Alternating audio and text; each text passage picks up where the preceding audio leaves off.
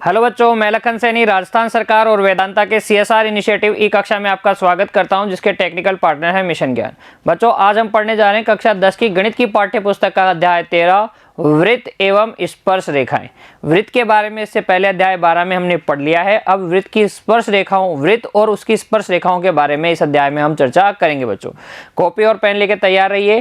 पहले हम वही करेंगे जो हम हमेशा करते हैं, लिखा पढ़ी वाला काम। पहले समझेंगे कि इस पाठ में कौन कौन सी शब्दावलियां आपके काम आएंगी, और उसके बाद में हम क्या करेंगे, उदाहरणों के माध्यम से जितने भी प्रकार के प्रश्न आएंगे उन सबको समझते हुए प्रश्नावली को हल करेंगे। बच्चों, ठीक है।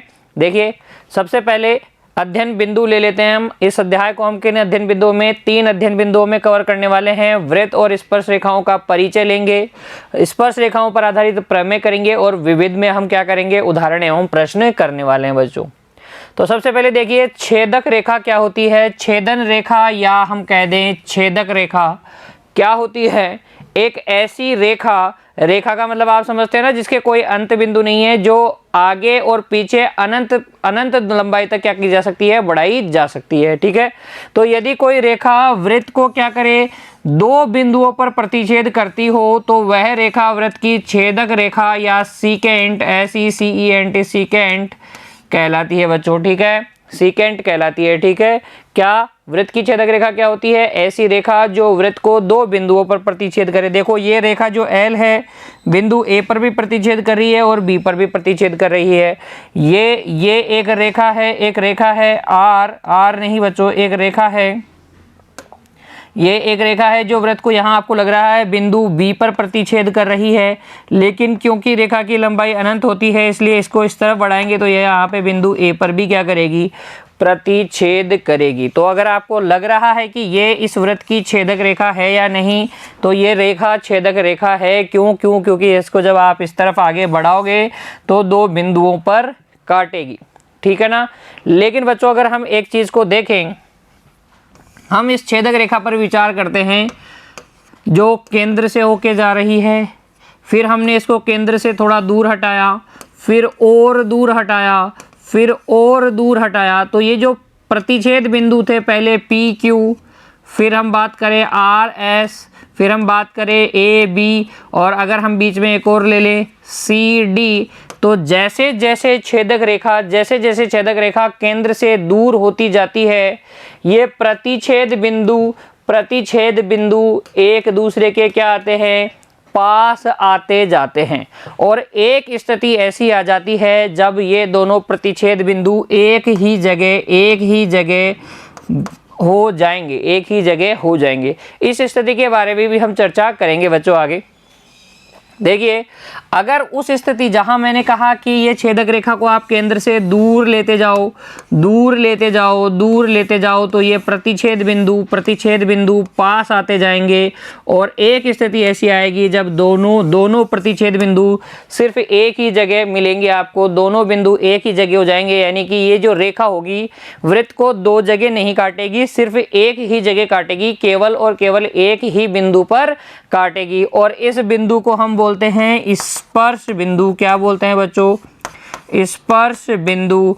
क्योंकि यह रेखा काट नहीं रही है, सिर्फ टच करके जा रही है, स्पर्श करके जा रही है, तो ये बिंदु P आपके पास हो गया स्पर्श बिंदु। पॉइंट ऑफ कांटेक्ट बोलते हैं इंग्लिश में, पॉइंट ऑफ कांटेक्ट बोलेंगे। और इस रेखा को क्या बोलेंगे बच्चों, इस रेखा को बोलेंगे स्पर्श रेखा। परिभाषा क्या देंगे, परिभाषा किस तरीके से देंगे, एक रेखा वृत्त की स्पर्श रेखा कहलाती है यदि यह वृत्त को केवल और केवल एक बिंदु पर क्या करे, प्रतिच्छेद करे या स्पर्श करे। यदि कोई रेखा किसी वृत्त को ठीक एक बिंदु का मतलब एक से ज्यादा नहीं होना चाहिए, एक से कम भी नहीं होना चाहिए, पर प्रतिच्छेद करे या स्पर्श करे, तो वह रेखा वृत्त की स्पर्श रेखा, इंग्लिश में बोलेंगे टेंजेंट, वह रेखा स्पर्श रेखा कहलाती है। तो स्पर्श रेखा क्या होती है, एक ऐसी रेखाखंड नहीं बच्चों, एक ऐसी रेखा जो वृत्त को केवल और केवल एक बिंदु पर क्या करे, स्पर्श करे या प्रतिच्छेद करे, उसे हम क्या कहेंगे, वृत्त की स्पर्श रेखा कहेंगे। ठीक है। चलिए, ध्यान देने वाली क्या बातें हैं, देखो वृत्त के अंदर स्पर्श रेखा के बारे में हमें क्या क्या बातें ध्यान रखनी है, हम उनकी चर्चा करने वाले हैं। ठीक है, अब देखिए, किसी भी वृत्त पर अनेक बिंदु होते हैं। अच्छा, अनेक बिंदु होने का क्या मतलब है? अनेक बिंदु अनंत बिंदु होते हैं। अनंत बिंदु होने से क्या फ़र्क पड़ेगा? हमें इस बात को बताने से क्या लाभ कि वृत्त पर अनेक अनेक अनंत बिंदु होते हैं। तो हमें पता है एक बिंदु पर एक स्पर्शरेखा खींच सकते हैं हम, तो क्योंकि यहाँ हम एक स्पर्शरेखा खींच सकते हैं, फिर इस बिंदु पर खींच सकते हैं, इस बिंदु पर खींच सकते हैं, यहाँ खींच सकते हैं, कहीं पर भी हम क्या खींच सकते हैं, अनंत बिंदु होते हैं। तो अनंत क्या खींच सकते हैं हम? स्पर्श रेखाएं खींच सकते हैं। तो अगर आपसे पूछे कि किसी वृत्त पर कितनी स्पर्श रेखाएं खींची जा सकती है, ध्यान से सुन लेना बच्चों, किसी वृत्त पर कितनी स्पर्श रेखाएं खींची जा सकती है? अनंत स्पर्श रेखाएं खींची जा सकती है। अब देखिए अगली बात, वृत्त के किसी बिंदु पर केवल और केवल एक ही स्पर्श रेखा खींची जा सकती है। इस बात को समझे, दोनों बातों में आप कंफ्यूज न हो। आपसे पूछे इस वृत्त पर मैं कितनी स्पर्श रेखाएं खींच सकता हूं, तो आप बोलोगे कि सर देखो ये भी स्पर्श रेखा है, ये भी स्पर्श रेखा है, और ये भी स्पर्श रेखा नहीं है, ये तो टच ही नहीं कर रही, ये वाली स्पर्श रेखा है, ये एक स्पर्श रेखा है, ये एक स्पर्श रेखा है। तो ऐसी तो हम अनंत स्पर्श रेखाएं खींच सकते हैं। ठीक है, अब अगली बात पे ध्यान दें। अगली बात पे ध्यान दें बच्चों, अगली बात क्या है? अगली बात यह है कि अगर मैं पूछूं इस बिंदु पर कितनी स्पर्श रेखाएं खींची जा सकती हैं, एक इस बिंदु पर, केवल इस बिंदु पर, तो ये एक स्पर्श रेखा, और अब दुनिया में कोई और स्पर्श रेखा इस बिंदु से नहीं खींची जा पाएगी। तो वृत्त के किसी बिंदु पर कितनी स्पर्श रेखाएं खींची जा सकती है? अनंत नहीं, अनंत नहीं, एक बच्चों। वृत्त के किसी बिंदु पर कितनी स्पर्श रेखाएं खींची जा सकती है? एक। और वृत्त पर कितनी स्पर्श रेखाएं खींची जा सकती है? अनंत। ठीक है, तो दोनों बातों में कंफ्यूज नहीं होना है। किसी वृत्त की कितनी स्पर्श रेखाएं हो सकती हैं? अनंत। वृत्त के किसी बिंदु पर कितनी स्पर्श रेखाएं हो सकती हैं? केवल और केवल एक। अर्थात हम कह सकते हैं वृत्त के किसी बिंदु P पर दो या दो से अधिक स्पर्श रेखाएं नहीं खींच सकते, केवल और केवल एक ही स्पर्श रेखा खींची जा सकती है। मेरी बात समझ में आ गई क्या आप लोगों को? किसी वृत्त पर कितनी स्पर्श रेखाएं? अनंत। वृत्त के किसी बिंदु पर कितनी स्पर्श रेखाएं? एक। ठीक है, अगली बात देखिए, किसी भी वृत्त में इसके अभ्यंतर बिंदु यानी कि अंदर के किसी बिंदु P की अगर हम बात करें, तो आंतरिक बिंदु से कोई भी स्पर्श रेखा नहीं खींची जा सकती। खींचने की कोशिश करते हैं, वृत्त के किसी बिंदु पर टच करके जानी चाहिए, तो आप बोलेंगे कि सर देखो ये एक ही बिंदु पर टच करके जा रही है। लेकिन अगर हम इस रेखा की बात करें, तो ये अगर आप इसको पीछे की तरफ बढ़ाओगे तो बिंदु B पर भी टच करेगी। तो वृत्त के अंदर वाले किसी बिंदु से ऐसी कोई भी रेखा नहीं पास होती जो वृत्त को दो बिंदुओं पर प्रतिच्छेद न करे। कोई भी अगर आंतरिक बिंदु लोगे तो उससे होकर जाने वाली रेखा वृत्त को हमेशा दो बिंदुओं पर काटती है। इसका मतलब वो छेदक रेखा हो सकती है, लेकिन वो स्पर्श रेखा नहीं हो सकती। तो आंतरिक बिंदु से कभी भी स्पर्श रेखाएं नहीं खींची जा सकती। तो हमने एक बात पढ़ ली कि वृत्त पर कितनी स्पर्श रेखाएं खींची जा सकती है? अनंत। वृत्त के किसी बिंदु पर कितनी स्पर्श रेखाएं खींची जा सकती है? एक।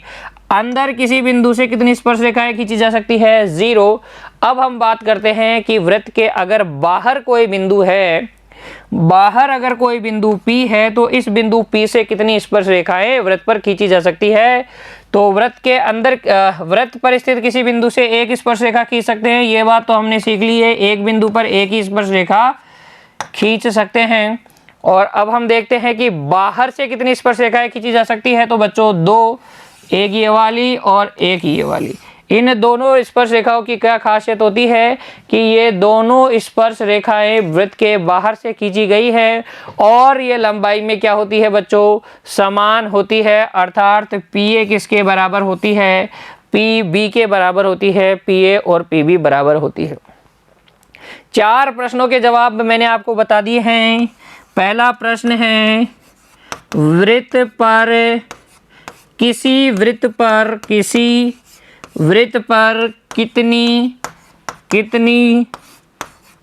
स्पर्श रेखाएं खींची जा सकती है। किसी वृत्त पर कितनी स्पर्श रेखाएं खींची जा सकती है? एक प्रश्न, इसका जवाब दीजिए। दूसरा प्रश्न, वृत्त के किसी बिंदु से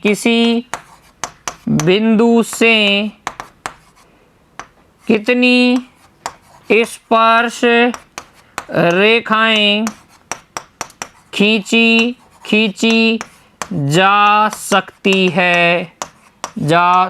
है। वृत्त के किसी बिंदु से कितनी स्पर्श रेखाएं खींची जा सकती है? तीसरा सवाल, वृत्त के अंतः बिंदु या अभ्यंतर बिंदु से स्पर्श रेखाएं